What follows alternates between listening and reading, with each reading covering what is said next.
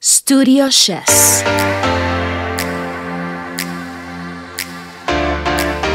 Welcome to Think-Design-Provoke, the podcast, an intimate space where every week you receive inspiration about the fascinating world of interior design and all the benefits and effects in your lifestyle. My name is Francesca, and we will create meaningful conversations to unveil the enigmatic perception of interior design as a discipline that simply focuses on aesthetics. We will expose everything from interiors to its relationship to architecture, surroundings, history, and culture. We will challenge the misconception of interior spaces confined in architectural boundaries. We will understand that interior spaces provide the setting for human activity and are created to fulfill human desires and needs, where sensory pleasures and engagement are celebrated. That is the built environment, the connection between individuals, physical spaces, experience, emotions, and its social consequences. I am your host, and I invite you to join the design conversations that will elevate your consciousness about interiors. Consciousness that will embrace the beautiful possibilities of manifesting all your senses in your space.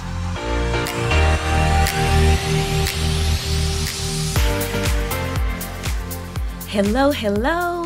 Welcome to episode 6 of Think-Design-Provoke, the podcast. I cannot believe that we are about to say goodbye to 2023. This is the last episode of this year, and I cannot be more grateful for your company during this new podcast journey. Thank you for your connection with me and for your continued support. It is a privilege to have you as my loyal listener each week. Thank you very much for tuning in with me to create this intimate space between us. This podcast is presented by Studio Chess Interior Architecture Design Studio. In this 6th episode, we are going to converse about textures and patterns and the contribution of hapticity in interiors. You probably haven't heard about the word haptics before, or possibly yes, but haptics is a common term in the design world. Haptics engage your natural and vital sense of touch. It's that simple. It is the feeling of experiencing something beautifully tangible for the first time. In one of my favorite design books, The Eyes of the Skin, Architecture and the Senses of Juhani Palasma, the anthropologist Ashley Montagu stated that the skin is the oldest and the most sensitive of our organs, our first medium of communication, and our most efficient protector. Even the transparent cornea of the eye is overlaid by a layer of modified skin. Touch is the parent of our eyes, ears, nose, and mouth. It is the sense which became differentiated from the others, a fact that seems to be recognized in the age-old evaluation of touch as the mother of the senses. This is so true. The skin is the largest organ of the human body, and touch is the sensory mode which integrates our experiences of the world and of ourselves. All the senses, including vision, are extensions of the tactile sense. The senses are specializations of skin tissue, and all sensory experiences are modes of touching and thus related to tactility. Texture is the surface quality of a material. It results from the inherent structure of the material or from the application of some type of coating over the material. Most people think of textures as the relative smoothness or roughness of a surface and associate certain textures with certain materials. Metal is smooth, while brick is rough, for example. Although every material has a specific texture, the perception of texture is closely tied to the texture's visual qualities. The relationship of texture with surrounding textures, the viewing distance, and the lighting. Altering any one of these can affect the final perceived appearance of the material. Texture can be either actual or visual. Actual texture is the physical quality that can be sensed by touch. The smoothness of polished marble, the roughness of concrete, or the fuzziness of a wool fabric, just to mention a few. Visual texture is what people imagine a surface to be simply by looking at it based on a memory of similar textures. Yes, it can get this fun and interesting. Every actual texture has an associated visual texture, but visual textures do not necessarily have an actual texture. You know that concrete is a rough texture without touching it. However, artificial prints of wood grain on flooring tiles look textured but are actually quite smooth. In the last episode, I shared with you my experience about the interior space of the Japanese restaurant Morimoto in Chelsea, New York. On the main level, the installation on the ceiling and one wall appeared to be folding ripples of beige fabric, but on closer interaction, it turned to be solid fiberglass sprayed onto fabric. This is another perfect example of visual texture. A texture is also affected by its relationship to nearby textures through scaled relationships. Texture creates the atmosphere and influences the perception of space. On the other hand, pattern is the repetition of a decorative motif on a surface. It is closely related to texture, but the individual elements of a pattern are usually discernible, meaning at a reasonable viewing distance as individual items, whereas texture appears as an overall tone. However, if a pattern becomes very small or is viewed from a distance, it can blend into a visual texture. Pattern can be built into a building or into a material like porcelain tile or concrete block, or it can be applied with wall covering or paint for small-scale applications. Pattern can add visual interest to a space, change the scale of a room, and reinforce the design concept. Like texture, though, it should be used carefully. Excessively bold patterns or the juxtaposition of too many patterns in the same space creates a busy and overpowering space. Although I need to make the disclaimer that there are overpowering spaces that are well thought out and well curated, conveying a strong design narrative. The boldness is on purpose, and every decision made around it supports each other and make the space successful. I invite you to explore the work of Karim Rashid, an Egyptian-born and Canadian-raised industrial designer. His designs includes furniture, lighting, surface design, luxury goods, among others.